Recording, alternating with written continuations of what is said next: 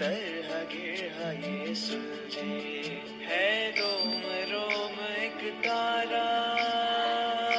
এই গানটার মাঝে কিন্তু আমি নিজের একটা ভয়েস দিয়েছি, তোমরা লাস্টের দিকে নিশ্চয়ই বুঝতে পারবে। আমিও কিন্তু এর মধ্যে একটু হলেও গলা দিয়েছি।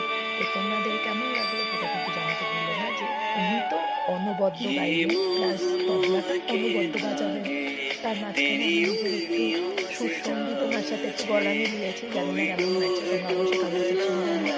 বেশি বেশি করে লাইক করো, সাবস্ক্রাইব করো, প্লিজ সাবস্ক্রাইবটা করো প্লিজ। চলো গানটা শুনি।